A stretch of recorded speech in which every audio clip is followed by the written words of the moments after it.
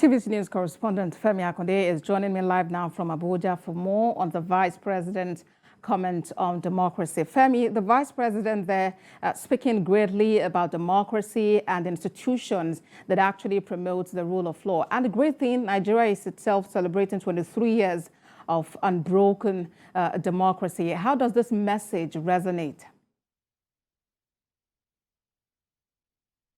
Kenya and other African countries are coming of age, and that is what the Vice President said in his statement, because you know Kenya has an history of post-election violence. If you look at 2007, 2008, when there was that post-election violence that led to the death of more than 1,000 people and displaced close to 1 million Kenyans. A lot of people were worried that maybe this election might just toll that path. But you know, over time, Kenya has matured.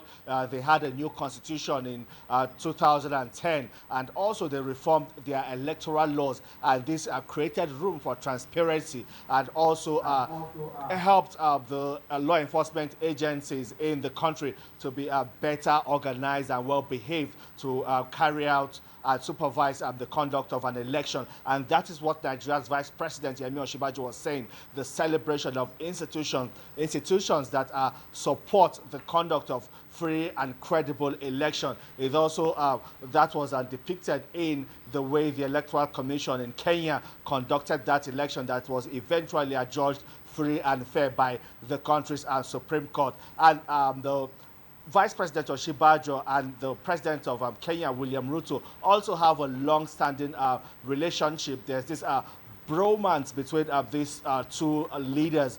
You know, William Ruto was in Nigeria at around 2019 to see Vice President Femi Osinbajo, and they have maintained this cordial relationship between them. We have seen them hold meetings at the sidelines of different global events where they both attended, and you know, this relationship has continued. So Vice President Femi Osinbajo attending that inauguration was for him another opportunity to reunite with his friend William Ruto, and also strengthen diplomatic relationship and also bilateral trade between Nigeria and Kenya. We know that Kenya exports about $44 million annually to Nigeria, and Nigeria's export to Kenya is about $1.77 million, and this has continued to grow over time. And it is expected also that with the inauguration of William Ruto, that relationship between Nigeria and Kenya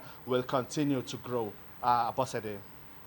Indeed. And talking about the election, the process, it wasn't without drama, actually. You know, when some members of the Electoral Committee actually stepped down before the results were announced. But it appears Kenyans have picked up the pieces and forging ahead. What do you think?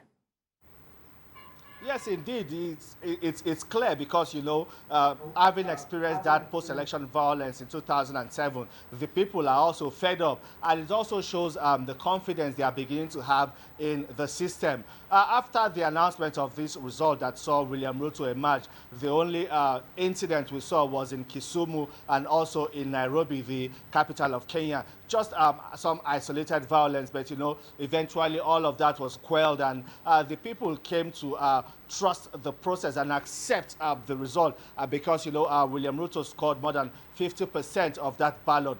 They have come to accept it, and the affirmation of the Supreme Court further put paid to speculations and those disagreements with the election result. We know that Raila Odinga, the major challenger, has rejected that result, but, you know, he still accepts or aligns himself with the judgment of the Supreme Court. So we believe moving forward, Kenya's democracy has come to stay, and it is now left for William Ruto to continue to gain the confidence of the people, strengthen democratic institutions in the country, and democracy also set Kenya needs to be strengthened by all and sundry. That's the much to be able to take. Femi, thank you very much for that update.